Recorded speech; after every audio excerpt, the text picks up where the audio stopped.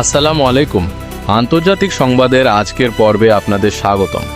আজকের প্রধান সংবাদ, মালয়েশিয়ায় নতুন করে 15,000 বিদেশি কর্মী আনার সিদ্ধান্ত পুনর্বিবেচনার আহ্বান জানিয়েছে বেসরকারি সংগঠন MHO। সংগঠনটির দাবি, বিদেশ থেকে নতুন কর্মী আনার আগে মালয়েশিয়ায় দীর্ঘদিন ধরে বসবাসরত রাষ্ট্রহীন ব্যক্তিদের বৈধ পরিচয়পত্র এবং কাজের সুযোগ দেওয়া উচিত। MHOর মহাসচিব দাতুক হিসামুদ্দিন হাশিম বলেন, তারা বিদেশি কর্মী আনার বিরোধী নন, তবে দেশে থাকা রাষ্ট্রহীন ব্যক্তিদের কর্মসংস্থানের সুযোগ দিলে 3D অর্থাৎ ডার্টি, ডেঞ্জারাস অ্যান্ড ডিফিকাল্ট খাতে শ্রমিকের ঘাটতি কমতে পারে। সংগঠনটির মতে এতে মানবিক দিকের পাশাপাশি দেশের অর্থনীতিও উপকৃত হতে পারে। তবে উল্লেখ্য, এটি MHOর প্রস্তাব। মালয়েশিয়া সরকার এখন পর্যন্ত 15,000 বিদেশি কর্মী আনার সিদ্ধান্ত বাতিল বা স্থগিত করার কোনো চূড়ান্ত ঘোষণা দেয়নি।